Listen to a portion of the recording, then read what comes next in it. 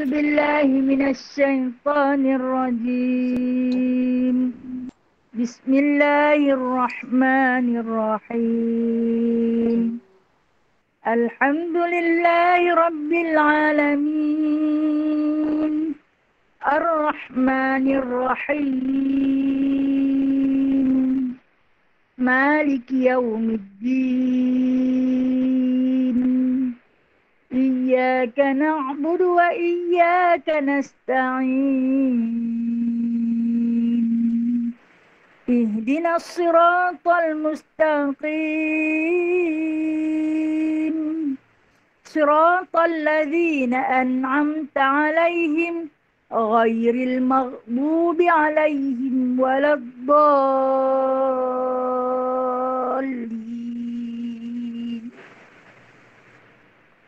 آمين.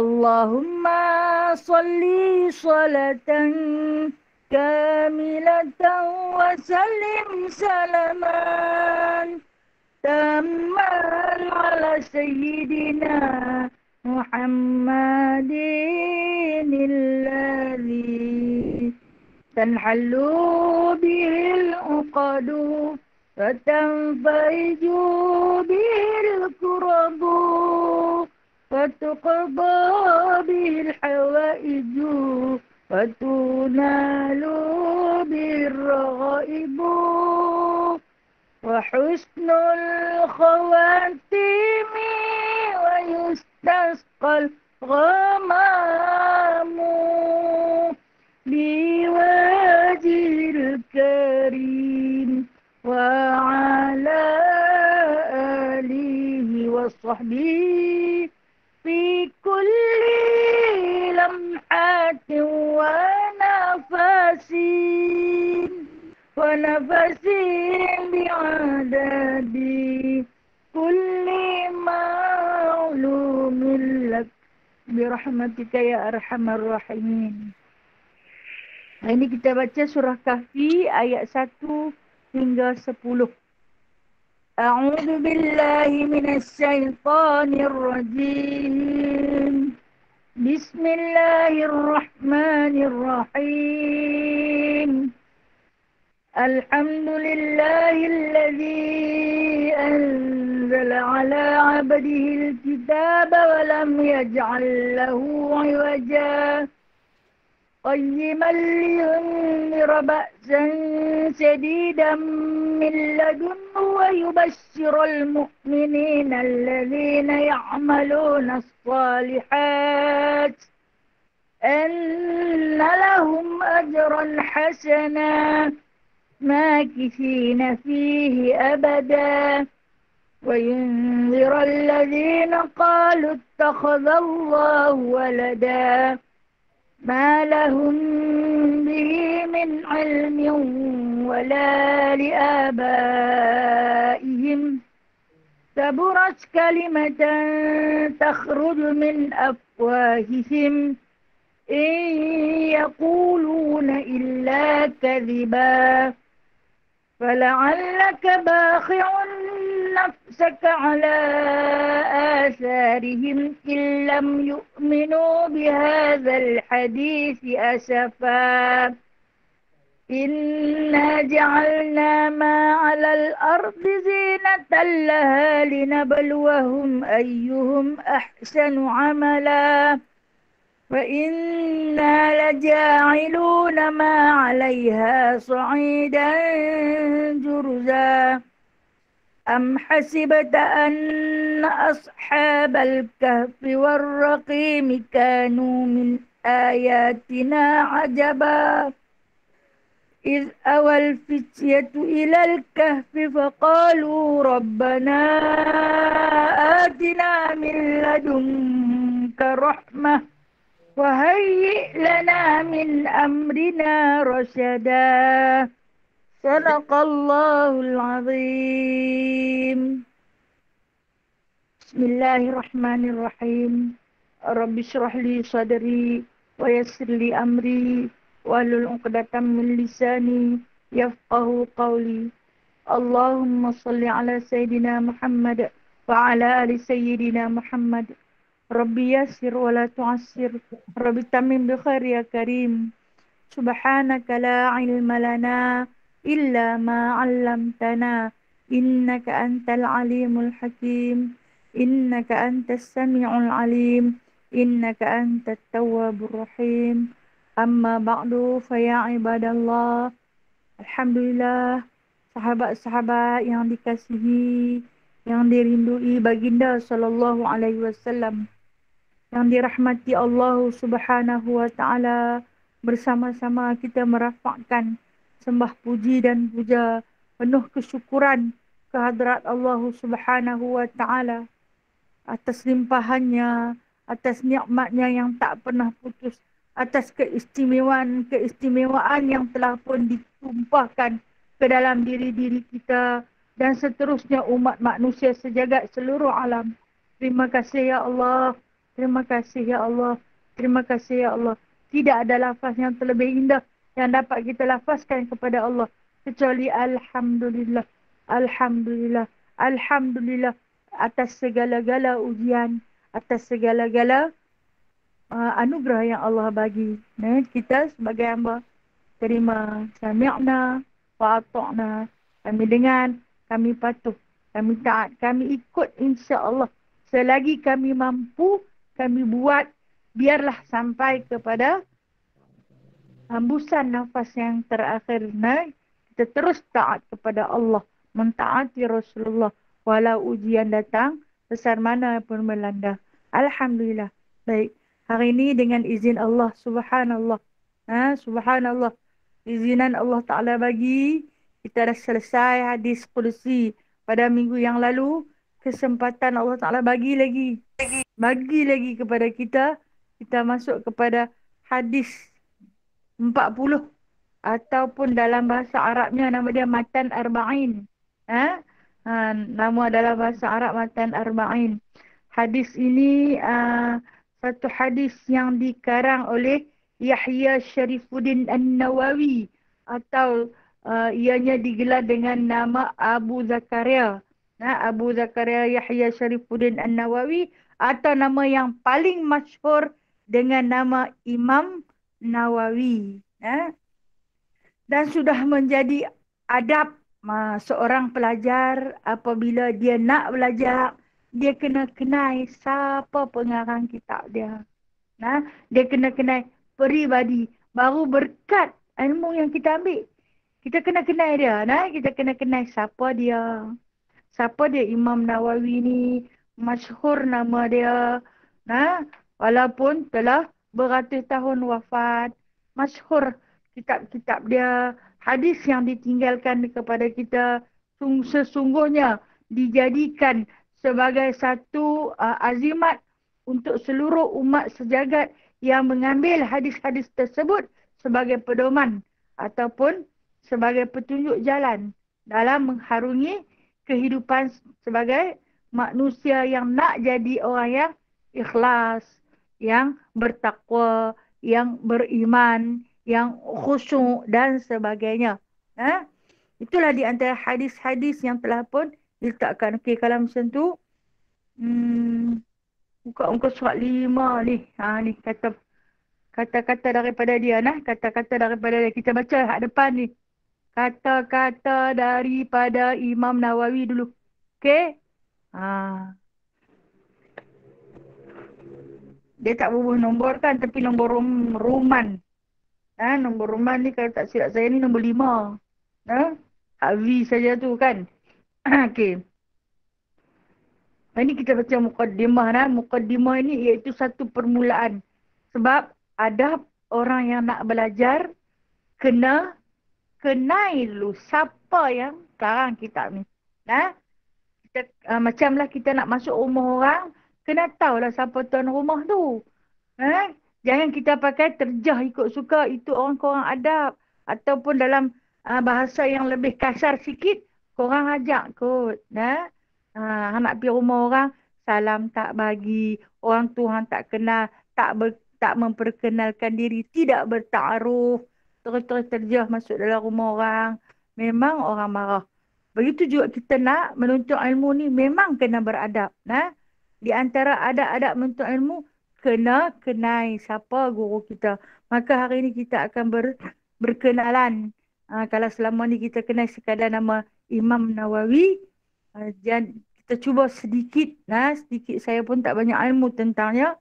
Saya ingat saya belajar kitab ni lebih kurang 33 tahun yang lalu.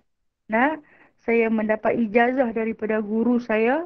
Nah, dua kali saya dapat ijazah kitab ni. Dua kali saya dapat, Alhamdulillah. Sekali saya dapat di Mesir, sekali saya dapat di Malaysia. Alhamdulillah. Allah yarham guru-guru yang telah memberi. Mudah-mudahan kita mengambil berkat daripada pengarang kita ni. Baik. Awal-awal disebut wa ma atakumur rasulu fakhudhuh, katanya. Apa-apa yang diberi oleh Rasul kepada kamu, maka ambillah. Ini nasihat. Dia mulakan kata-kata dia ni siapa? Imam Nawawi, dengan satu nasihat. Yang ni dia kata, apa-apa yang Rasulullah bagi dekat hampa, hampa ambil. Hampa jangan tinggal. Apa maksud kata-kata beliau ni? Apa juga yang telah pun baginda sallallahu alaihi wasallam tinggalkan pada kita. Kita tahu apa Rasulullah tinggal kat kita? Hadis. Ambil lah.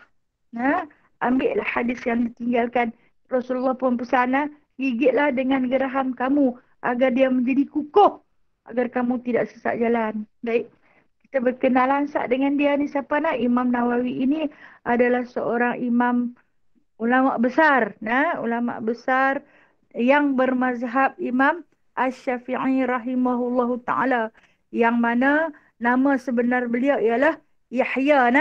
Nama sebenar beliau Yahya, bukan Nawawi pun. Tak ada pun langsung Nawawi sikit pun. Yahya bin Syaraf bin Juma'ah. Yang mana dianya dilahirkan di sebuah kampung kecil di pinggir kota Damsyik. Kalau Arab dia panggil Dimishqa ataupun Syria. Syria banyak melahirkan para ulama. Beliau dilahirkan di sebuah kampung kecil yang bernama Nawa. Nun wawiyah kalau nak eja rumi, Nawa lah. Nawa ni bermaksud biji benih. Biji benih. Okey. Dan yang mana dia kata, dalam kelahiran beliau itu, ianya adalah seorang kanak-kanak lelaki yang biasa, diberi nama oleh ayah beliau dengan nama Yahya. Biasalah anak-anak yang biasa. Namun oleh kerana dia suka bermain dengan kanak-kanak, di antara kegemaran Imam Nawawi ni suka bermain dengan kanak-kanak, ia dikelar sebagai Abu Zakaria. Zakaria tu nama seorang budak yang dia suka sangat main budak tu.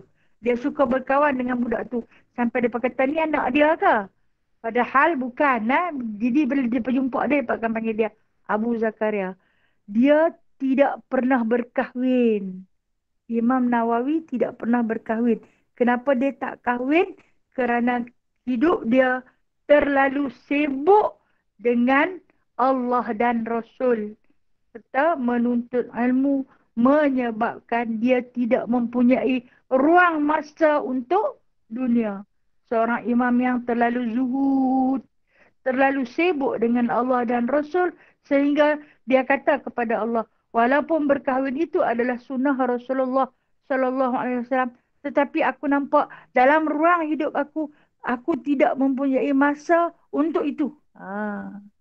Sampai tahap tu, dia pun terlalu mencintai ilmu sampai kepada tahap tu. Bukan semua dia, di antara para ulama, di antara 2-3 orang saja yang tak kahwin, yang lain kahwin. Jadi dia hingga digelarkan oleh kerana dia terlalu menghambakan diri kepada jalan Allah, maka ianya dikunyahkan ataupun digelar. Kunyah ni gelaran lah. Diberi gelaran dengan nama Muhyiddin. Bukan Muhyiddin Yassin. Muhyiddin. Apa maksud Muhyiddin ni? Orang yang menghidupkan agama. Orang yang menghidupkan agama. Sampailah dia tu diibaratkan oleh para ulama, dia ni macam pelita yang menerangi hingga kiamat. Nak tahu benar tak benar kata-kata ulama tentang Imam Nawawi ni, selagi dibaca kitab-kitab yang telah dikarang, dia mengarang lebih daripada 40 buah kitab. Selagi kitab dia itu diguna pakai, dibaca, maka selagi itulah pahala terus mengalir kepada dia. Muhyiddin, orang yang menghidupkan agama. Agama terus hidup. Berpunca, bermula daripada karangan himpunan kitab-kitab hadis dia. Inilah yang dinamakan jutawan akhirat. Mungkin di dunia dia tak ada anak pinak, tak ada waris, tak ada harta, tak punya apa-apa. Tetapi inilah harta yang terbesar yang ditinggalkan. Yang mana kitab yang kita baca yang Allah Ta'ala pilih untuk diberikan kepada kita pada pagi ini, yang bernama Matan Arba'in ini sebenarnya, Arba'in tu maksudnya 40. Nah. Sebenarnya dia bagi Isra. Kalau kata puan-puan tengok dalam tu dia dah 42. Ha? Dia Israkan 2. Itu hadiah. Itu hadiah daripada Imam Nawawi. Kenapa dia dapat gelaran Nawawi? Sebab nama kampung dia Nawa. Ha? Kampung dia nama Nawa. Sebab tu nama dia Nawawi. Dan dia paling tak suka apabila dia digelar sebagai Muhyiddin. Dia tak suka gelaran tu. Orang yang menghidupkan agama. Kenapa? Sebab gelaran itu dia bimbang mendatangkan rasa riak, rasa takabur, rasa ujub dalam diri dia. Dia selalu menasihati sahabat-sahabat tu, untuk guru dia, tolong jangan panggil dia dengan nama tu. Dia lebih suka dipanggil dengan nama Abu Zakaria. Dan maka dia terus digelar dengan nama Muhyiddin, oleh kerana sifat tawaduknya. Yang mana dia dilahirkan pada tahun 631 Masihi dan wafat pada tahun 676 Masihi. Maaf bukan Masihi, Hijrah. Maaf. Saya silap cakap. 631 Hijrah dan wafat pada tahun 676 Hijrah pada usia 42 tahun. Muda, Muda. Muda pun rupa-rupanya. Allah Ta'ala hayatkan pendek umur di dunia sebab Allah Ta'ala nak bagi panjang pahala dia. Dia ni hidup sampai hari ni. Kan Allah Ta'ala kata, jangan kamu kata orang yang mati dalam memperjuangkan agama Allah itu mati. Wala taqulu liman yuqtalu fi sabilillahi amwata. Kata Allah. Jangan kamu kata orang yang mati di jalan Allah itu mati. Bal ahya'un. Bahkan mereka terus hidup di sisi Allah. Apa yang hidup ni? Inilah pahala. Setiap patah-patah yang dia tulis yang kita baca ni, pahala ini sedang berjalan sampai kepada beliau. Rahimahullahu ta'ala. Bila sebut Imam Nawawi, rahimahullahu ta'ala. Telah merahmati Allah ta'ala kepadanya. Doa rantak. Setiap satu tulisan dia, sepatah dia tulis, sepatah kita baca, maka itu sampai. Ya Allah, kayanya. Kayanya. Orang yang paling kaya. Okey, kalau kita nak tolak pula, berapa tahun dah dia wafat, kalau kata 600, sekarang 1443. Tolak dengan 676, jumlah dia lebih kurang 767 tahun. La'ala sawab, mudah-mudahan benar. Dengan matematik tak berapa nak betul ni. Mengaji pun kat darjah 6. Lagu itulah saya ni Ukhwah boleh tolong kira sat 1443 tolak 676. 767. Tidak. 767. Ya, siapa yang ada kau? 767. 767. Hebat. Angka hebat. Dia wafat tahun 676. Kan? Dia wafat pada tahun 676.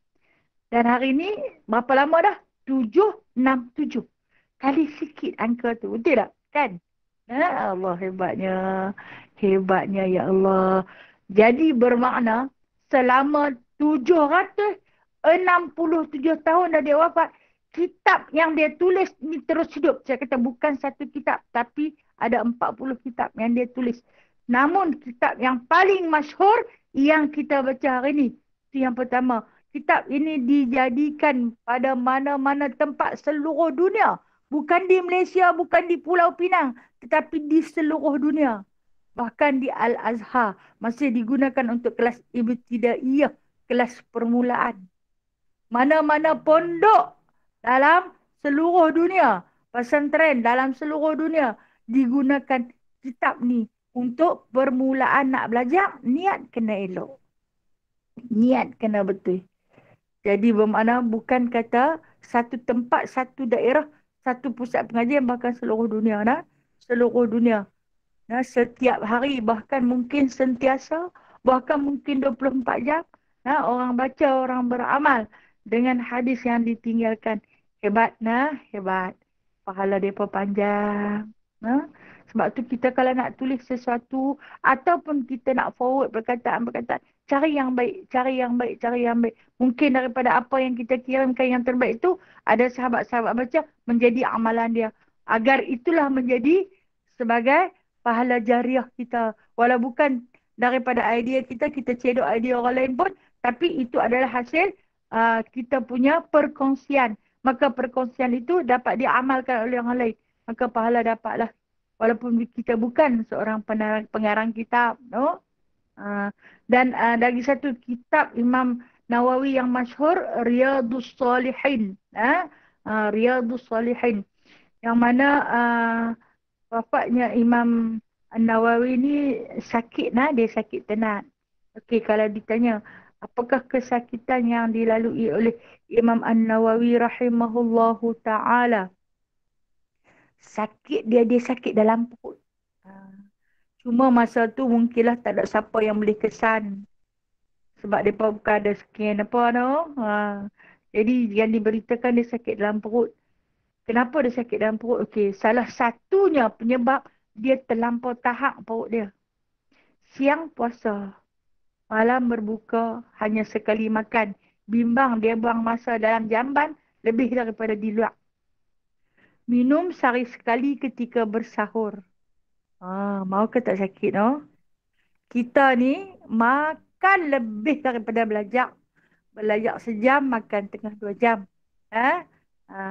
Dia berbeza, amat berbeza. Dia belajar sungguh-sungguh mengarang kitab. Setiap hadis yang dia nak karang, dia nak tulis, dia nak tinggal dekat kita ni, dia semayang. Dia semayang. Setiap hadis yang dia nak tulis tu, dia semayang istiqarah terlebih dahulu, memilih hadis, susun letak di dalam matan arba'in. Allah, kita hari ni ambil buka baca je. Allah, mudahnya Allah, nikmatnya Allah, kan? Dengan pelbagai versi yang dikeluarkan kitab-kitab matan arba'in ni macam-macam dikeluarkan. Jadi rugilah kalau kita tidak rebut pahala ni untuk sama-sama duduk dalam majlis ilmu yang mana disukai oleh para malaikat. Mudah-mudahan hari ni malaikat pakat turun duduk dalam rumah kita bersama-sama. Bersama-sama mengikuti majlis ilmu yang mana didatangkan khas daripada tulisan Imam An-Nawawi rahimahullahu ta'ala. Yang disebut di sini ketika mana usia dia, Imam Nawawi sewaktu berusia 10 tahun. Dia ni di antara kanak-kanak yang budak-budak juga tak suka main dengan dia. Teman sebaya tak suka main dengan dia. Sebab dia lebih bersikap macam orang dewasa. Kita tahu budak-budak ni, dia pun main kasar.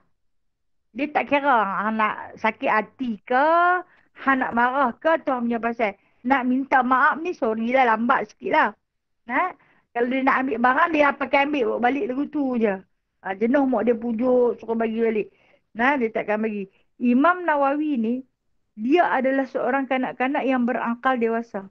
Bila main-main hak pemong-pemong, dia tak mau. Jadi dia pun rasa tak suka, dia tak sesuai bermain dengan kanak-kanak. Maka biasanya, dia keluar nak main. Orang akan pinggirkan dia. Satu hari, Bila kerak gitu-gitu dia akan menangis lah. Dia menangis. Dia nak main tapi orang tak bagi. Orang tak suka main dengan dia. Nah, kemudian satu hari seorang syekh ataupun ulama besar di negeri Damsyik ni lalu nampaklah dia duduk menangis. Pasal apa menangis? Dia kata dia pun tak mau main dengan dia. Tu dia menangis. Kenapa dia pun tak mau main dengan dia? Tanya Syekh ni. Nama dia Syekh Yasin lah. Syekh ni seorang ulama besar lah. Nah. Syekh Yasin bin Yusuf. Kenapa dia pun tak mau main dengan kamu? Dia kata. Dia takut ke Allah. Dia bagi jawapan dia. Dia takut ke Allah. Kenapa kamu takut ke Allah? Dia pun suka main tipu-tipu. Kahwin tipu-tipu. Dia kata Allah marah menipu. Kemudian, bila tangisan dia, bila Syekh Yasin ditanya dia, dia terus menangis, terus menangis. Saya kata, jom nak hantar balik ke rumah. Dia kata, rumah dia tu di hujung kampung. Jom nak hantar balik. Syekh Yasin pun hantar lah. Dah jumpa budak-budak menangis ikut tengah jalan ni dah. Hantar balik. Bila hantar balik, jumpa lah dengan ayah dia. Ayah dia pun seorang alim nah jumpa dengan ayah dia. Syekh Yasin ni masuk, ayah dia tak kenal Syekh Yasin. Dulu-dulu ulama nak kenal macam mana tak nampak, tak mana ada TV nak tengok dah. Jadi Syekh Yasin kata, ni anak kamu ke? Ya, dia kata, jagalah budak ni baik-baik, dia kata. Sesungguhnya dia akan jadi orang yang besar satu hari nanti. Dia akan jadi orang yang hebat dalam menghidupkan agama. Sebab tu dia dapat Muhyiddin, gelaran dia. Dia akan jadi orang yang hebat dalam menghidupkan agama. Doa daripada seorang syekh. Sambil syekh tu lurut kepala dia, dia akan jadi orang hebat. Sebab apa? Apa adanya? Sebab dia tak mau main dengan budak-budak. Dia takut ke Allah. Dia pun suka main tipu-tipu. Biasalah kita kan dulu. Main kahwin-kahwin, makan pasyak, kutip ambil pokok-pokok bunga orang. Dia tak mau sebab dia takut ke Allah. Semua pergerakan dia takut pada Allah. Jadi orang yang menghidupkan agama itu kelebihan yang daripada kecil dan akhirnya dia menjadi seorang ulama besar yang terbilang. Yang terbilang. Okey. Itu di antara sedikit pengenalan. Sedikit pengenalan. Dia tak ada zuriat, dia tak ada isteri. Okey. Okey, disebut di sini puji-pujian bagi Allah Tuhan semesta alam yang menguasai segala langit dan bumi, yang mentadbir segala makhluk seluruhnya, yang mengutuskan para rasul selawat dan salam Allah ke atas mereka itu sekaliannya kepada orang-orang mukallaf untuk memberikan hidayah dan menerangkan syariat-syariat agama kepada mereka itu dengan dalil-dalil yang pasti dan bukti-bukti yang terang. Amin ya Allah. Ini doa Okey, baik. Ini saya. Saya ni dialah dialah merujuk kepada diri Imam Nawawi. Saya mengucapkan pujian kepada Allah Subhanahu Wa Taala atas semua nikmat-Nya dan saya memohon kepadanya supaya mengurniakan tambahan dan kelebihan serta kemuliaan-Nya. Saya bersaksi bahawa tiada Tuhan melainkan Allah yang Maha Esa, tiada sekutu baginya yang Maha Esa, lagi Maha Perkasa, Maha Mulia, lagi Maha Pengampun. Juga saya bersaksi bahawa junjungan Nabi kita Muhammad sallallahu alaihi wasallam adalah hamba dan rasulnya, kekasih dan temannya, yang semulia-mulia makhluk, yang dimuliakan dengan mengurniakan Al-Quranul Aziz, yang merupakan pembawa sunnah-sunnah, yang menjadi obor bagi orang-orang yang menerima petunjuk penghulu kita Muhammad sallallahu alaihi wasallam, yang diberi keistimewaan Jawami'ul Kalam, sabda yang lengkap, sempurna dan agama yang mudah dipraktikkan. Selawat dan salam Allah bercucuran ke atas baginda, ke atas para anbiya, para rasul dan ke atas keluarga sekaliannya serta ke atas seluruh para salihin. Amin ya Allah. Setelah itu semua, itu semua apa? Setelah pujian bagi Allah, selawat dan salam ke atas Rasulullah, doa kepada para anbiya, para mursalin, para salihin, itu semua Kami telah meriwayatkan sebuah hadis daripada Ali bin Abi Talib, Abdullah bin Mas'ud, Muaz bin Jabal, Abi Darda, Ibnu Umar, Ibnu Abbas, Anas bin Malik, Abi Hurairah, Abi Sa'id Al-Khudri, radhiyallahu anhum. Dari jalan sanadnya yang banyak. Dia kata, dia telah mengambil satu hadis. Hadis ni punya panjang periwayat dia. Sanad dia. Mula-mula dia kata, ambil daripada Ali bin Abi Talib. Ali bin Abi Talib ambil daripada Abdullah bin Mas'ud. Abdullah bin Mas'ud ambil pula kepada Muaz bin Jabal. Kemudian ambil Muaz bin Jabal ambil kepada Abi Darda. Abi Darda ambil kepada Ibnu Umar. Ibnu Umar ambil kepada Ibnu Abbas. Ibnu Abbas ambil kepada Anas bin Malik. Anas bin Malik ambil kepada Abu Hurairah. Abu Hurairah ambil kepada Abi Sa'id Al-Khudri. Ini mustalah hadis. Tak apa. Baca pilah. Nah, ya. Ni ilmu ni lebih terlalu panjang. Jadi dia kata sanad yang banyak. Kalau kami nak cerita banyak lagi. Sanad dia banyak. Dia kata apa dia? Dia kata yang berbagai-bagai. Nah, daripada riwayat yang berbagai-bagai. Rasulullah SAW bersabda. Ya hadis tu sikit je. Dia bukan soal sebelah. Hadis tu sikit je. Tapi dia nak ambil ni daripada siapa. Nak bagi tahu kita cerita ni nak sahihkan cerita. Kita ni punyalah tak tahu apa. Baca cerita terus share. Tak ada tabayun lah. Lagi hebat kita punya periwayat. No? Datang tengok-tengok palsu daripada cop. Jangan sebarkan berita ni berita palsu. Allah, aku dah terfitnah orang tu. Fikir dulu, berhati-hati terlebih dahulu sebelum nyebar. Ni tengok dia. Dia buat main bukti dengan sanad yang punya panjang. Baru dia buat main. Dia kata, hadis daripada Nabi SAW. Man hafidha alayya ummati arba'ina hadisan min amra diniha ba'asahallahu lillahi yawmal qiyamah fi zumratil fuqaha wal ulama. Hadis tu tak ada baris lah. Hadis tu tak ada. Memang kalau mengaji kitab kuning, tidak ada satu pun yang berbaris. Pandai-pandailah hang sendiri. Barang siapa menghafaz untuk kepentingan umatku 40 hadis mengenai urusan agamanya, maka Allah akan membangkitkannya pada hari kiamat kelak dalam golongan ahli-ahli fiqh dan alim ulama. Dia berpegangkan kepada hadis ni. Nah, Imam Nawawi berpegangkan kepada hadis ni yang diambil daripada berapa-berapa sanad daripada sahabat-sahabat tu. Lepas tu dia dengar, dia kata, dia berkata Nabi SAW kata, barang siapa yang menghafaz untuk kepentingan umatku 40 hadis. Menghafaz untuk kepentingan diri kita. 40 hadis. Carilah mana-mana hadis yang boleh menjadi kepentingan untuk diri kita. Hafazlah sebanyak 40 hadis. Nah, mengenai urusan agamanya, apa dia Allah Ta'ala akan bagi? Allah akan membangkitkannya pada hari kiamat kelak dalam golongan ahli-ahli fuqaha dan alim-alim ulama. Jadi, daripada hadis ini menjadi satu motivasi, menjadi satu semangat kepada Imam Nawawi untuk bangkit di kalangan para-para ulama di hari kiamat nanti. Wahsyurna bi zumratil awliya. Kan? Wahsyurna bi zumratil awliya. Kami minta dikumpulkan dengan para-para awliya, para-para wali-wali Allah. Di akhirat nanti. Apa yang kita buat ni, kita minta saja pada Allah. Kita tak tahu apa yang kita buat. Kita sendiri tak faham. Saat kita buat elok, saat kita jadi tak elok, otak kita pun macam-macam. Saat elok, saat tak elok. Yang mana dia kata dia berpegang kepada hadis ni, maka dia cari hadis. Okey. Dalam hayat Imam Nawawi, beliau telah pun menghafaz lebih daripada 30,000 hadis. 30,000 hadis. Lebih daripada 30,000 hadis. Kita mungkin 3 pun tak berapa nak habis. Okay, cek balik sekejap lagi. Lepas kuliah ni tengok apa hadis yang telah ada dalam dada aku. Apa ya Allah yang aku ada. Kan? Okey. Dalam satu riwayat lain, hadis yang sama, tapi orang lain bagi tahu, dia kata, ba'asahullahu faqihan aliman. Akan dibangkitkan oleh Allah sebagai ahli fiqh yang alim. Orang yang faham. Fiqh ni orang yang faham. Fiqh ni memang ilmu fiqh, ilmu yang kena faham. Tapi ya Allah, saya tak nak cerita orang lain. Saya nak cerita diri saya tentang bab kefahaman.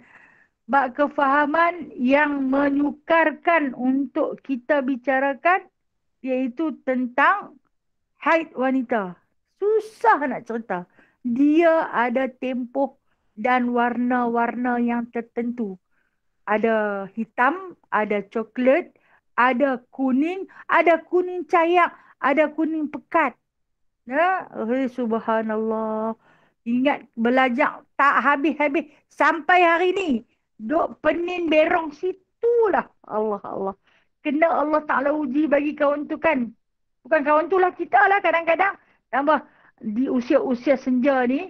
Dia dekat-dekat nak berhenti. Sat ada, sat tak ada, sat tak ada, tak ada, tak ada, tak ada, tak ada. Ada. Ingatkan sut dah berhenti. Rupanya mai pula. Dia ni cucak.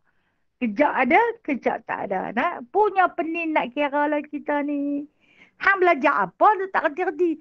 Susah. Kita bukan faqih. Nah, orang yang faqih ni orang yang benar-benar faham. Ilmu fiqh agak susah sedikit. Nah, agak susah sedikit. Ilmu apa pun susah lah kalau orang yang susah nak faham ni. Nah. Okey. Jadi dia kata, apa yang kena ada sebagai bekalan untuk kamu menjadi orang yang faqih? Hafal 40 hadis. Allah. Dan pada satu riwayat Abu Darda pula kata, wa kuntu yaumal qiyamah syafi'an wa syahidan. Kata Abu Darda, aku dengar Muhammad sallallahu alaihi wasallam kata, dan aku yakni Muhammad di hari kiamat nanti akan memberi syafaat dan menjadi saksi untuknya. Hari kiamat nanti kata Rasulullah sallallahu alaihi wasallam, aku akan menyaksikan di hadapan Allah dan di hadapan khalayak ramai bahwasanya Polan bin Polan telah menghafaz 40 hadis dan telah memelihara hadis itu dalam dirinya untuk kepentingan agamanya. Ha. Maka aku akan menyaksikan dan memberi syafaat padanya. Kata Ibnu Mas'ud pula, qila lahu udkhul min ayyi abwabil jannah sita. Aku dengar pula, kata Imam Nawawi, aku dengar daripada Ibnu Mas'ud pula kata, dikatakan kepadanya, masuklah anda melalui mana-mana pintu syurga yang anda mahu. Kalau kata sesiapa yang menghafaz 40 hadis, nah, demi kepentingan agamanya dan kehidupannya, maka kata baginda sallallahu alaihi wasallam, masuklah dalam mana-mana syurga melalui mana-mana pintu yang kamu suka. Oh, besar pada mengapa ini lah. Sampai 40 hadis. Okey. Kemudian kata, aku dengar Ibnu Umar pula kata. Nah, Ibnu Umar radhiyallahu anhu, Ibnu Umar radhiyallahu anhuma, Abdullah bin Umar, cucu Rasulullah nah. Kutiba fi zumratil ulama wa husyira fi zumratil syuhada. Orang yang menghafaz 40 hadis di dalam dadanya demi kepentingan agamanya dan kehidupannya. Kata Nabi SAW, orang itu akan dicatat dalam golongan para alim ulama dan dihimpunkan di padang mahsyar nanti di dalam golongan para syuhada. Besarnya pahala, besar sesungguh-sungguhnya. Nah, para penghafaz hadis bersepakat mengatakan hadis di atas adalah dhaif. Okey. Hadis yang kita baca tadi itu, man hafizah sampailah dekat zumratul syuhada ni, maka sepakat ulama-ulama hadis, penghafaz hadis, dengan Imam Nawawi kata, hadis tersebut adalah dhaif. Jadi, kan saya bagi tahu, hadis dhaif boleh beramal. Boleh beramal dengan hadis dhaif, tak boleh dibuat hujah. Okey? Tapi hadis gharib ni hadis palsu atau hadis yang rosak, tak boleh terus. Tak boleh beramal terus. Walaupun benda tu benda baik. Nah, tapi hadis dhaif ni dhaif dengan sebab apa? Dhaif daripada dia punya sanad tadi tu. Mungkin ada salah seorang daripada mereka yang mungkin termakan di kedai. Yang kemungkinan salah seorang daripada sahabat yang kita baca di depan tadi. Nah, Abdullah bin Umar, Abu Darda, Ibnu Mas'ud. Nah, di antara mereka itu mungkin salah seorang daripada mereka yang termakan atau terminum di kedai makan. Di pasar. Dia pergi ke pasar, kan dia tengok seorang sahabat tu makan sambil berjalan ataupun makan di depan khalayak ramai di kedai. Maka kalau dia yang bawa hadis, jadi dhaif. Kalaulah kita ni, orang tak pakai langsung dalam senarai itu. Tak boleh pakai. Lama jumpa kedai punya nak singgah makan. Allah. Siapalah kami di sisimu, ya Allah. Siapalah kita dibandingkan dengan mereka. Kita ni ibarat butiran pasir yang dipijak-pijak. Sementara mereka ialah bintang yang bergemerlapan di langit tinggi. Itulah ibarat kita dengan mereka. Masya Allah. Jauh sungguh-sungguh. Terasa kerdil sangat. Di sisi Allah. Tapi Allah pandang juga. Allah bagi rahmat tak pernah putus. Terima kasih ya Allah. Okey. Dia cerita lagi, nah. Imam Nawawi cerita lagi. Dalam konteks ini, konteks apa? Konteks hadis do'if yang kita baca tadi. Dalam konteks ini, ramai alim ulama radhiyallahu anhum telah menyusun 40 hadis. Sehingga tidak terhitung banyaknya. Antologi mereka, sepanjang pengetahuan saya, orang yang mula-mula menyusunnya ialah Abdullah bin Al-Mubarak. Kemudian Ibnu Aslam Al-Tusi, seorang alim Ar-Rabbani. Kemudian Hasan bin Sufyan An-Nasai. Kemudian Abu Bakar Al-Ajri. Abu Bakar Muhammad bin Ibrahim Al-Asfahani. Al-Darqutni. Al-Hakam. Abu Naim. Abu Abdurrahman As-Salmi. Abu Sa'id Al-Malini. Abu Uthman bin Sabuni. Abdullah bin Muhammad Al-Ansari, Abu Bakar Al-Baihaqi, dan ramai tokoh-tokoh lain, baik dari ulama mutaqaddimin, yakni ulama-ulama terdahulu, walaupun ulama mutaakhirin, yakni ulama-ulama terkemudian. Dia kata, walaupun dalam konteks mengatakan hadis tersebut, hadis yang baru kita baca tadi, adalah dhaif, tapi semua yang dikenal-kenal ulama yang disebut satu-satu, ni ulama hadis lah. Nah, semuanya mengarang kitab di dalam satu naskah 40 hadis. Ha. Jadi bermakna hadis ni boleh dibuat amalan. Maka beramallah. Kalau ulama-ulama pun beramal, siapa kita hari ni? Hadis dhaif. Tak boleh pakai. Tak boleh. Siapa kita untuk menentukan hadis? Hang, mereka pun tak kenal. Ni nama-nama yang kita sebut. Yang Imam Nawawi tinggal kat kita ni. Seorang pun kita tak kenal. Nah, seorang pun kita tak kenal. Duduk-duduk kita kata, hadis tu hadis doa tak boleh pakai. Jangan. Jangan sesekali memperlekehkan hadis doa. Dia cuma mungkin salah seorang daripada periwayat dia tu. Tu saya kata mungkin dia minum di kedai. Ha. Sikit saja silap dia. Sikit sangat-sangat. Allah Allah. Dan kata Imam Nawawi, mereka ni semua karang dan menghafaz 40 hadis. Menjadikan amalan dalam diri mereka. Jadi bermakna, hadis tu boleh pakai lah. Nah, ulama-ulama mutaqaddimin dan ulama-ulama mutaakhirin. Yang terdahulu dan juga yang terkemudian. Okey, baik. Dia kata Imam Nawawi, saya telah bersembahyang istikharah kepada Allah Ta'ala dalam usaha untuk menyusun 40 hadis sebagai pengikut jejak langkah mereka itu. Jadi dia pun ikut. Dia ikut tok guru dia. Nah? Tok guru dia ramai. Nah? Ha. Dan dia kata, iaitu tokoh-tokoh ulama dan para-para penghafaz Islam itu yang kita sebut nama yang di atas tadi. Telah sepakat alim ulama di atas harusnya beramal dengan hadis dhaif dalam urusan fadailul a'mal. Boleh beramal dengan hadis dhaif untuk mencari kelebihan dalam beramal. Keistimewaan dalam amalan. Boleh mengapai? Boleh beramal. Hadis dhaif boleh diambil guna pakai. Lagi satu hadis dhaif ni. Al-jannatu tahta aqdamil ummahat. Dia hadis dhaif nah. Surga itu berada di bawah telapak kaki ibu. Okey, mungkin sanad dia tu lah. Dia kata di antara sanad hadis al-jannatu tahta aqdamil ummahat ni, dia bagi minum kuda dia. Nah, kuda tu dahaga sangat, dia bagi minum dengan timba yang kosong. Tak ada air, memang tak ada. Dia pun tak ada, dia nak bagi kuda dia tu diam, dia bagi timba kosong. Yang tu pun dah jadi dhaif. Oh, hang tak boleh jadi periwayat hadis. Hang pembohong menantang. Pembohong binatang pun tak boleh. Ya Allah, kalau kita ni jangan kata pembohong binatang. Orang pun kita punya pembohong. Eh? Kita ni memang tak boleh riwayat apa-apa lah. Duk diam-diam senang kan. Okey. Kelebihan-kelebihan amal meskipun demikian bukanlah pegangan saya dalam hadis dhaif ini. Dia nak abang, dia dalam kelebihan-kelebihan beramal ni, dia bukan pegang dengan hadis dhaif, dia letak dalam matan arba'in ni, bukan. Semua sahih. Nah, jangan bimbang nah. Tetapi saya berpegang kepada sabda Rasulullah sallallahu alaihi wasallam yang tersebut dalam hadis-hadis yang sahih. Ni dia letak. Dengan sabdanya, liya belugha. Ghaina bukan khana. Kalau kita tu la'ala sawab mungkin tersalah cetak. Mohon maaf ya Allah kalau saya yang tersalah. Liya belugha syahidu minkumul ghaib. Artinya hendaklah orang yang menyaksikan di antara kamu itu menyampaikan kepada orang yang tidak hadir. Dia berpegang satu kepada hadis Rasulullah ni. Rasulullah suruh sampaikan kepada orang yang tak hadir. Maksud yang tak hadir ni kita. Kita tak ada pada masa tu. Kita tak tahu apa-apa kalau bukan dengan kerana ulama-ulama, tokoh-tokoh terbilang ini meninggalkan wasiat-wasiat ini daripada baginda sallallahu alaihi wasallam, dan saya tak sampai apa ilmu kita.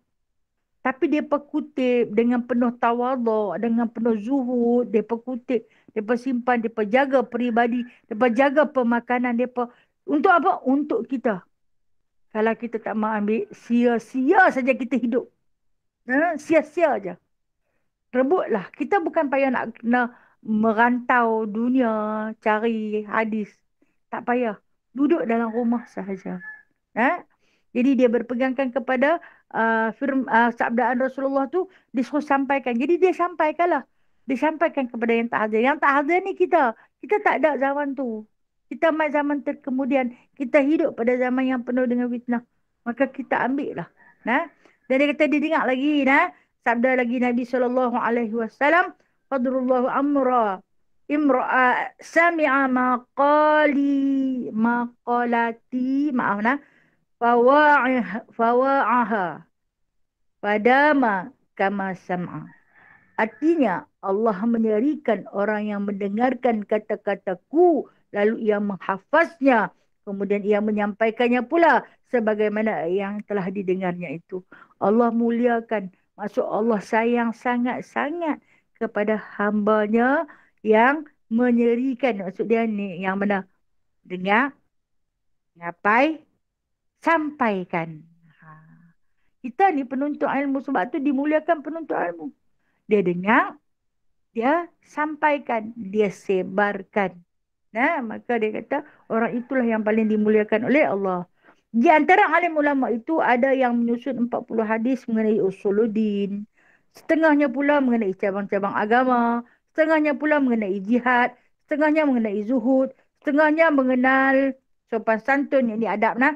Setengahnya mengenai khutbah-khutbah. Semuanya itu adalah dengan tujuan yang baik. Moga-moga semua penyusun yang berbeza-beza tujuan itu mendapat keredaan Allah.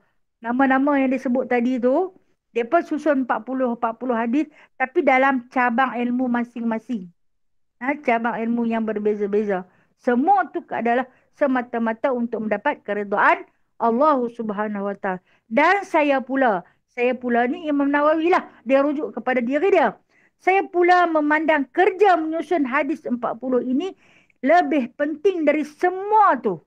Iaitu 40 hadis yang meliputi keseluruhannya.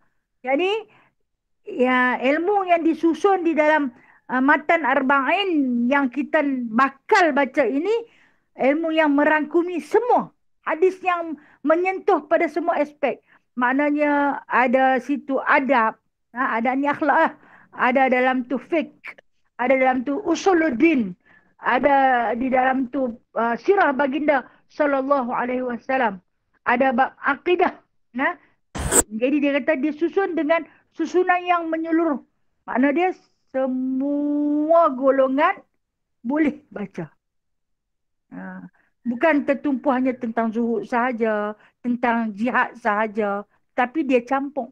Dia campur berbagai-bagai. Namun dia buat bagi 40 hadis juga.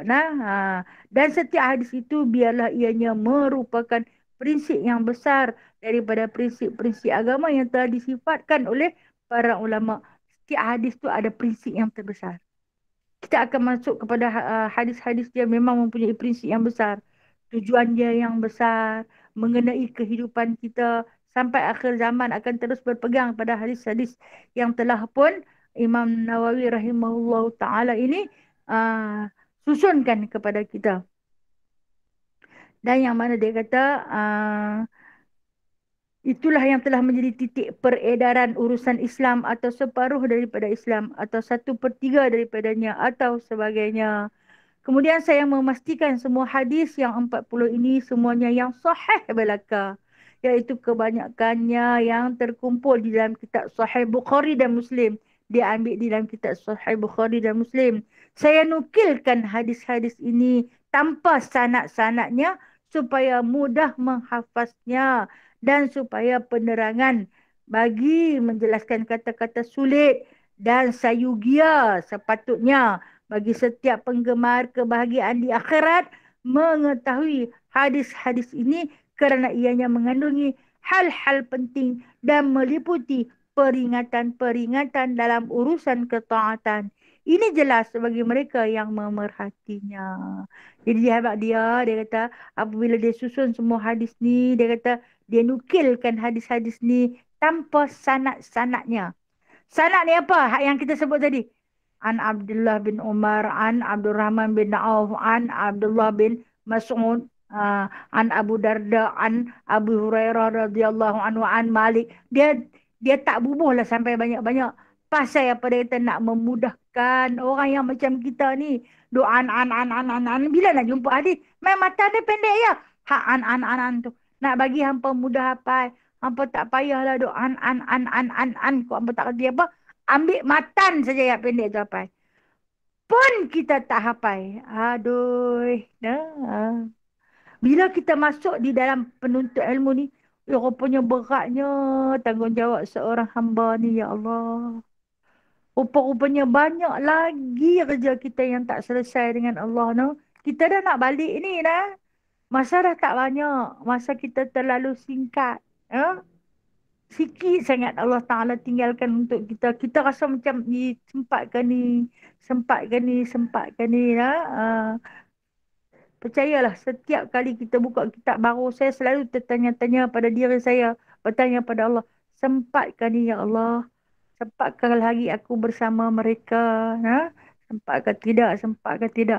Mohon pada Allah, panjanglah umur dalam berkebajikan kita ni. No? Mungkin kita bukan seorang penghafaz 40 hadis. Tapi dia kata, dah aku buat bagi sanad tu pendek. Bagi mudah hampa hafal lah. Bagi mudah hampa hafal. Saya ingat waktu tahun ni tahun pertama saya belajar kitab ni. Saya masuk kelas pondok awal mutawasid. Ketika tu umur saya 14 tahun dah. Memang tak faham tentang hadis lah. Kita yang tak pernah tengok hadis secara terperinci, kita tak faham dah. Bila setiap habis satu hadis, kami diwajibkan menghafaz. Habis satu wajib menghafaz. Habis satu. Lepas tu saya kata, apalah kepentingan ni. Sampai sakit kepala-kepala nak. So saya kata, saya beritahu, cirit. Sebab kita kan dalam diri kita ni banyak dosa, banyak noda. Bila nak masuk ilmu hadis tu, itu satu ilmu nur. Dia nak cuci ni, dia nak campur dengan dosa kita tu. Allah Ta'ala buang lah. Buang. Jangan terkejut kalau kata kita sampai jatuh sakit ketika kita belajar. No? Sebab apa? Sebab sesuatu dalam diri kita yang tak baik tu Allah Ta'ala akan buang. Allah Ta'ala keluarkan. Tu yang ada orang yang jatuh sakit. Ada yang sampai gila pada jadi dia kata dia ikutlah semua penerangan untuk penggemar. Penggemar ni siapa-siapa yang gemar. Siapa yang gemar kepada apa? Kebahagiaan dunia dan akhirat. Siapa-siapa yang menggemari kebahagiaan dunia dan akhirat, ambillah hadis-hadis ini yang mana meliputi peringatan-peringatan dalam urusan ketaatan. Ambil hadis-hadis dia. 40 hadis yang dia letak. Jadi dia kata, jelas bagi mereka yang memerhatinya. Yang perhati tengok sungguh. Jadikanlah ia sebagai satu azimat untuk kehidupan kita. Katalah, dah tak boleh menghafaz, jadikan amalan. Kalau tak boleh menghafaz. Kepada Allah saya berpegang dan kepadanya saya menyerahkan segala urusan saya dan sandaran saya. Bagi Allah puji-pujian dan nikmat. Kepadanya saya memohon taufik dan perlindungan. Ini tanda tangan dia. Yahya bin Syarifuddin An-Nawawi. Itulah hasil nukilan tulisan. Semoga Allah Ta'ala merahmati beliau. Dan mana kita hadiahkan. Kita hadiahkan Al-Fatihah untuk Imam Nawawi dan seluruh imam-imam yang telah pun memberikan kepada kita, meninggalkan wasiat-wasiat yang terindah kepada kita. Al-Fatihah. A'udzubillahi minasyaitonirrajim. Bismillahirrahmanirrahim. Alhamdulillahirabbil alamin. Arrahmanirrahim. Maliki yaumiddin. Iyyaka na'budu wa iyyaka nasta'in. Ihdinas siratal mustaqim. Siratal ladzina an'amta 'alaihim ghairil maghdubi 'alaihim waladdallin. Amin, amin. Alhamdulillah ya Allah. Terima kasih ya Allah. Mudah-mudahan Allah bagi peluang kepada kita untuk bertemu lagi pada minggu depan. Seterusnya kita akan masuk hadis yang pertama. Jadi bermakna minggu ni kita belajar mukaddimahnya sahaja nah. Kata tak kenal maka tak cinta nah. Ini adab seorang pelajar. Ha. Ada seorang pelajar apabila dia pegang satu-satu kitab daripada guru dia, hendaklah dia membaca dari kulit ke kulit. Dia tak ada sukatan. Tahun ni yang suka sampai dekat ni. Tahun tak. Tapi dari kulit ke kulit. Sebab tu orang yang menuntut ilmu Allah ni, kalau tanya bila nak habis, tak pernah habis. Takkan pernah habis. Habis bila? Habis umur, habislah belajar. Ya? Jadi Alhamdulillah. Sebab Allah bagi peluang kat kita dah. Setelah Allah Ta'ala uji dengan macam-macam dugaan. Nah, kita pun setelah melalui berbagai-bagai dugaan daripada Allah. Akhirnya Allah Ta'ala bagi kesempatan untuk kita kembali bersua. Nah, sama-sama berkenalan, berkasih sayang sesama kita. Seterusnya melahirkan para-para penghufaz dan juga mengenal hadis-hadis Nabi Sallallahu Alaihi Wasallam. Wallahu a'lam. Mohon ampun dan maaf nah. Hari ini tak masuk lagi hadis noh. Sebab saya nak ajak berkenalan. Okey, ada soalan nak tanya?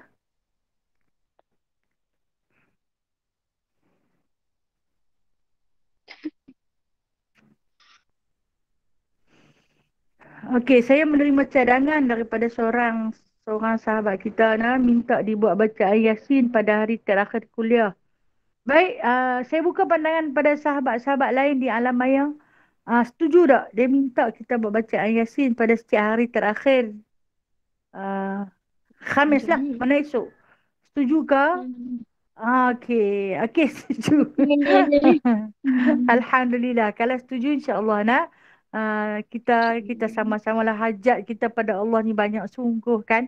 Mungkin secara berjemaah kita duduk dalam kelompok berjemaah kalau kita 40 dapat satu wali. Dapat satu wali. Kalau wali yang berdoa, maka insya-Allah makbul. Mintalah bermunajat terus pada Allah. Nah, insya-Allah esok kita baca Yasin selepas habis kuliah kita sambung dengan baca Yasin. Letaklah kat depan tu nak letak nasi kandak ke sebungkus ke, nak letak kurma ke, ayak ke untuk diri sendiri insya-Allah Kita buat bacaan InsyaAllah. Yasin pada setiap hari Khamis. Boleh no? InsyaAllah. Alhamdulillah. InsyaAllah. Terima kasih. Sama. Assalamualaikum Saza. Waalaikumsalam Ada warahmatullahi. satu soalan daripada sahabat kita. Dia tanya apakah hukum meletakkan sesuatu alat pada meter air ataupun meter elektrik supaya bacaan meter tu rendah kan. Contohnya bil air selalunya mungkin setiap bulan dia bayar 100 tapi bila letakkan alat tu mungkin dibayar dengan mungkin 5% lebih kurang daripada jumlah yang patut dibayar. Dan sehubungan dengan tu dia kata apakah sah mengambil wuduk dengan air yang digunakan daripada meletakkan contohnya alat untuk mengurangkan bil tu, mengurangkan bayaran. Dia tanya macam itulah maksudnya apa hukum dia Okay. Dan wuduk tu sah ke tak sah berikutan dengan contohnya seolah-olah ada macam mengelak sikit Curi ayak lah. Okay, tu okay, okay, okay. kan. Okay, saya faham. Yang itulah dia nak tanya kan. Okey. Okey. Okey, baik-baik. Terima kasih. Ni mungkin daripada persoalan kemarin di antara syarat sahuduk, ayak tu halal, bukan dicuri. Okey. Kita letakkan alat sebagai mengurangkan harga ataupun takrif bacaan air itu atau api itu melambung tinggi. Dan alat itu bukan juga dicuri, alat itu kita beli alat tu. Kita beli alat tu untuk penjimatan kepada ayak. Menguranglah, bukan kurang banyak pun, kuranglah sikit, bukan kurang sampai setengah pun. Jadi berpatuk padan dengan apa kegunaan kita. Kadang-kadang yang mana kita ketahui, kita punya meter ni kadang-kadang dia pulah bagi laju. Dia pulah bagi laju. Kita tak boleh nak kontrol. Kita tak tahu apa-apa. Kita tak reti. Jadi cara nak mengurangkan, okey ada lah orang jual. Pasang ni. Harga akan berkurangan sekian-sekian. Kita pergi beli dengan secara halal. Dan alat ini juga bukanlah alat yang dihalang ataupun diharamkan oleh kerajaan. Mana-mana pihak. Nah, maka harus boleh digunakan. Tapi kalau sesuatu yang diharamkan oleh kerajaan. Maksud dia TMB kata tak boleh pakai. Siapa pakai benda demikian-demikian ataupun PBA kata siapa yang menggunakan demikian-demikian maka dianggap sebagai pencuri. Tak sah. Tak sah. Tapi kalau alat tu memang diizinkan dijual secara berleluasa. Nah, tanpa apa-apa tindakan dan halangan daripada pihak-pihak berkuasa, maka harus. Boleh. Nah, boleh digunakan. InsyaAllah ta'ala. Okey, terima kasih Ustazah. Ya, sama-sama kasih. Assalamualaikum. Minta maaf nak Waalaikumsalam. mencelah. InsyaAllah, insyaAllah, insyaAllah. Bab yang curi kara ni, apa yang kita tahu lah setakat yang kita tahu. Dia apa nama, kalau kita curi kara ni, dia guna satu wire asing untuk kita looping tau dari apa ni, meter tu, dia ambil wire asing untuk looping. Yang tu yang curi. Yang setakat yang kita beli alat untuk bagi slow tu dia lain. Ya. Yang kita curi ni sebab minta maaf lah sebab Jin memang dulu kerja dengan kontraktor elektrik, jadi dia tahu sebab sikit lah pasal bab kara ni. Dia kalau kita curi kara ni, kalau kita curi kara ni, dia direct looping. Kerana memang tak masuk langsung kod meter tu. Kalau dia guna banyak mana pun tak kena. Tak jalan meter tu. Allahu Akbar. Dia tak jalan, dia stop sat. Contoh dalam sebulan tu dia buat dah sat. Bagi tak jalan dalam seminggu ke. Lepas tu bawa keluar pula wire tu, baru jalan. Kerana meter tu tak jalan langsung. Karen memang tetap masuk rumah. Subhanallah. Ada kita tak tahu. Kita tak tahu. Itu memang pencuri lah. Betul je. Kalau itu memang mencuri ta'ala lah. Atas nama mencuri ni, kita mengaji curi napah pun kena marah, no? Tambahlah mencuri barang kerajaan, no? Lagi susah, nah. Terima kasih, Ji. No? Terima kasih. Ilmu tu kami tak tahu. Rupanya ada curi lalu tu, no? Ada. Saya ni kan terpikat ke mana boleh bercuri kara, no? Kalau sekadar kita letak alat bagi slow, tak apalah harus. Kalau curi tu memang tak boleh, nah. Tu dia tengok nah. Orang TMB keluar dah tu. Kalau mereka tengok wire tu, mereka boleh tahu. Kalau orang yang ahli pasal wiring, dia tahu lah. Orang yang tak tahu ni, dia tengok je tak ada apa lah. Macam kita. Perhati tengok je lah. Tikus tengok besi. Perhati ni nak gigit tak boleh kan. Lagi pula, macam kami pun tahu buat pun kami tak buat. Sebab tahu benda tu haram kan, kita curi karen. Betul lah, benda mencuri. Nama orang mencuri mah haram lah. Tapi kalau sebagai alat penjimatan tak mengapa insyaAllah. Nanti kena bagi tahu Kak Sarimah dalam ni ya. Kak Sarimah report. Itulah.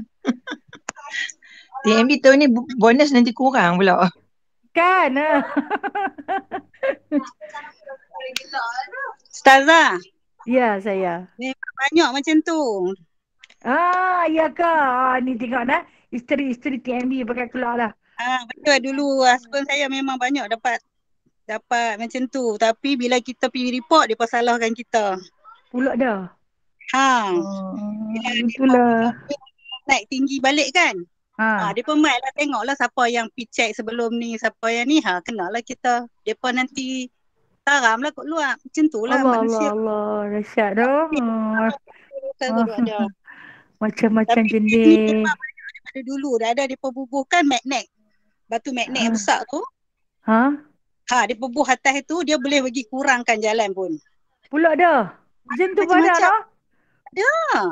Saya ni sampai repuk relai dah saya punya box di luar tu pun saya ni tak kerti dah tengok no.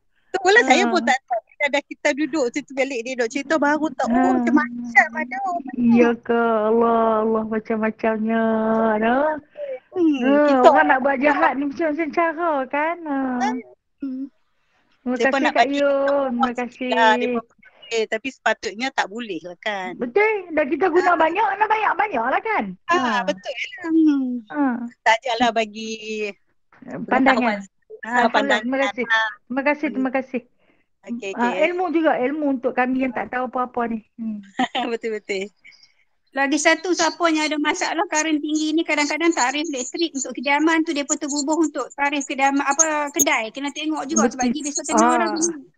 Saya Dia kena biasanya banyak tahun dah saya kena. Sampai baru ni budak yang mecek tu dia panggil saya makcik, dia kata.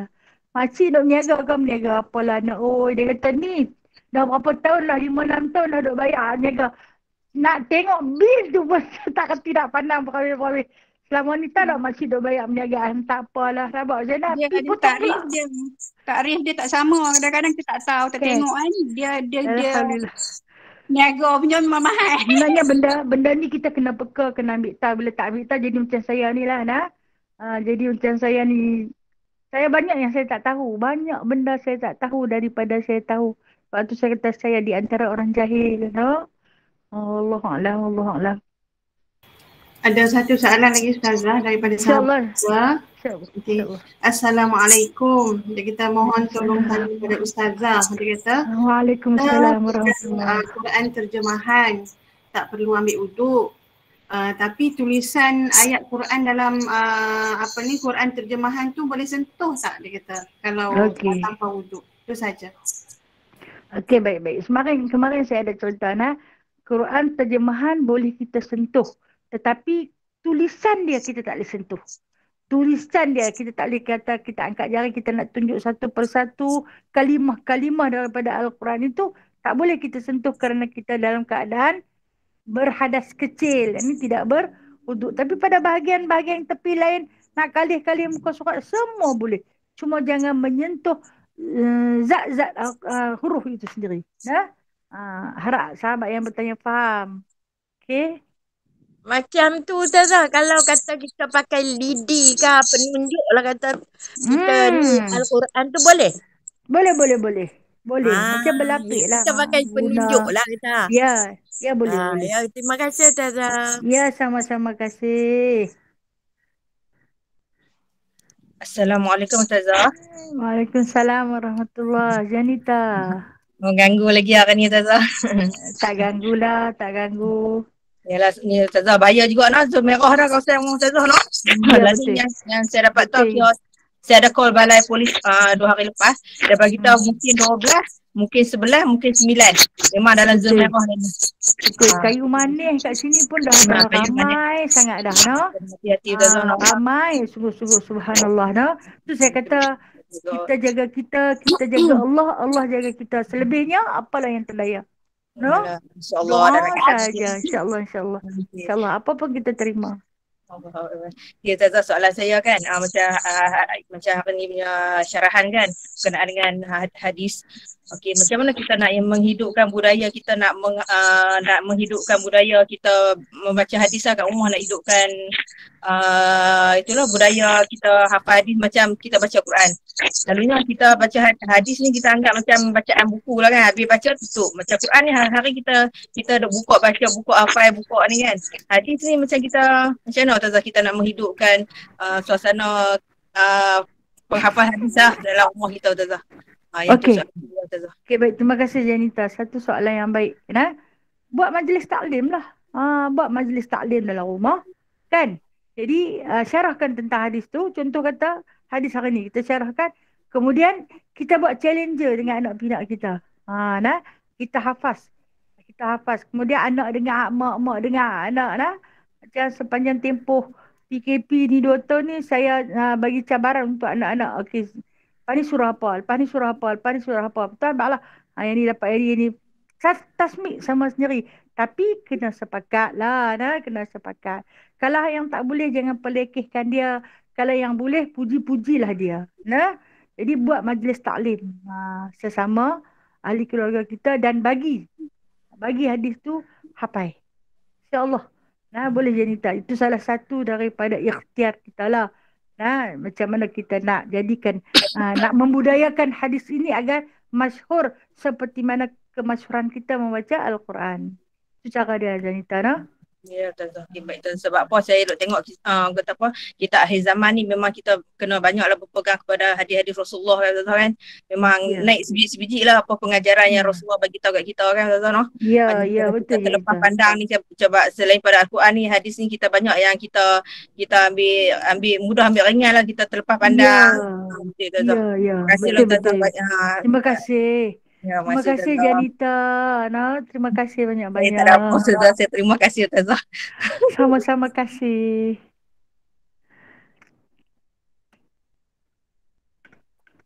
Okey, ada soalan lagi? Assalamualaikum. Waalaikumsalam. Silakan. Siapa ni? Saya yang dari Terengganu hari tu ni. Subhanallah. Silakan. Tak boleh buka Ah, kamera ke nak kenal? ah, tak apalah. Kalau buka kamera tak ada suara. Saya guna phone je. Ya, ya. Okey, silakan, insya-Allah. Okey, macam ni adalah kawan saya ni dia suruh tanya. Dia cakap pasal ni solat tahajud ni ustazah.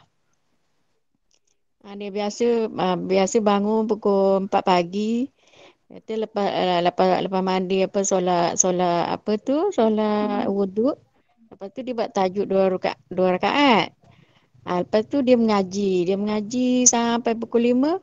Pukul 5 tu dia nak solat tahajud pula tu. Boleh ke ustazah? Okey. Kita je Okey. soalan dia.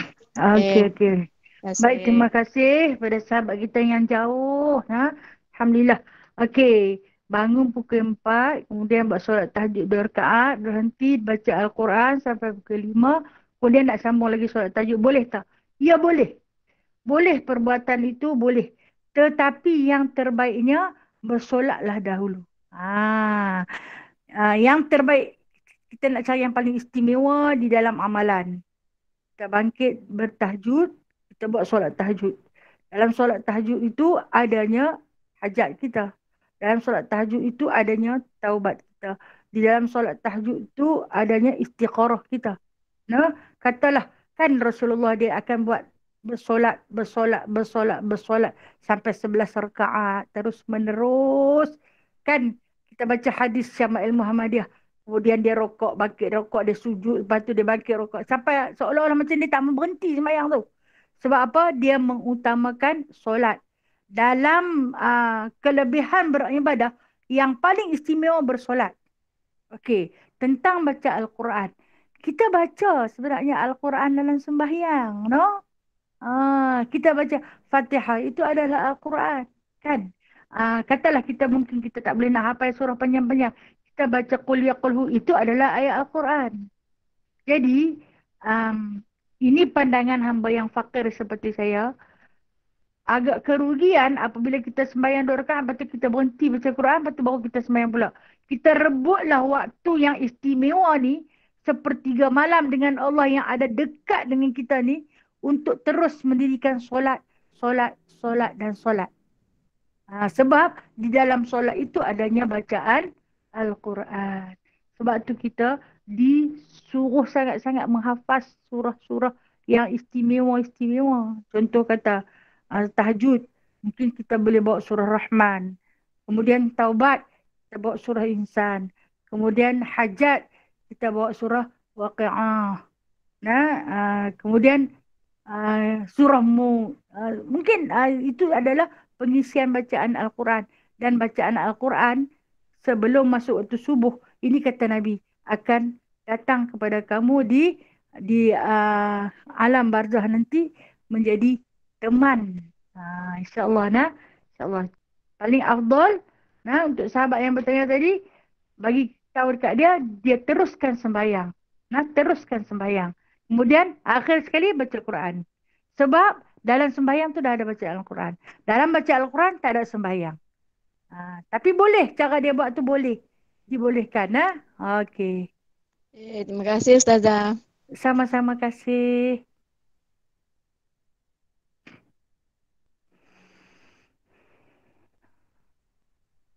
Okay, ada soalan lagi? Assalamualaikum Ustazah. Waalaikumsalam warahmatullahi. Ya Siti, silakan. Ya Ustazah, baru ni saya ada tengok YouTube tentang pasal hadis juga lah kan. Di mana Ustaz Kazim di ceramah dia kata kalau kita memenuhi hajat seseorang, pahalanya seperti menunaikan haji dan umrah. Soalan saya, kalau kita memenuhi hajat suami, adakah sama juga pahala macam tu ke? Ya, sama. Pahala besar sangat. Tak kira lah. tambahlah kita memenuhi hajat suami. Nah, seorang makhluk yang telah pun Allah Ta'ala lantik menjadi khalifah kepada kita muliakan dia, kita penuhi hajat dia, maka pahalanya sama bahkan mungkin lebih besar daripada tu. Ha. Ya Terima Siti. kasih Ustazah. Kalau kita penolak macam penat ke letih ke macam mana? Kalau kita macam tak reda lah habis tu kan kita letih penat macam mana? Itu ujian juga tu dah. Ni kena sembang dengan dia lah. Sembang beritahu dekat dia nah. Ha. Kalau dia tak marah tak apa. Kalau dia marah susah no. Ha. Itu satu pengorbanan. Sebab tu nak dapat pahala haji umrah tu kan mudah tu. Nah. Ha. Terima kasih Ustazah. Ya sama-sama.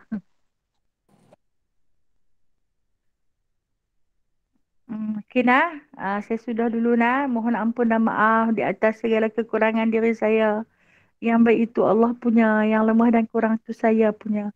A'udzubillahi minasyaitonirrajim. Bismillahirrahmanirrahim. Alhamdulillahirabbil alamin hamdan katsira hamdan yuafi ni'amahu wa yukafi'u mazidah. Ya Rabbana lakal hamdu kama yanbaghi li jalali wajhikal karim wa 'azimi sultani. اللهم افتح علينا فتوح العارفين بحكمتك وانشر علينا رحمتك وذكرنا ما نسينا يا ذا الجلال والإكرام. اللهم ربنا آتنا في الدنيا حسنة وفي الآخرة حسنة وقنا عذاب النار وقنا عذاب القبور وقنا عذاب المحشر وأدخلنا الجنة مع الأبرار يا عزيز يا غفار يا رب العالمين. وصلى الله على سيدنا محمد والحمد لله رب العالمين. تقبل الله من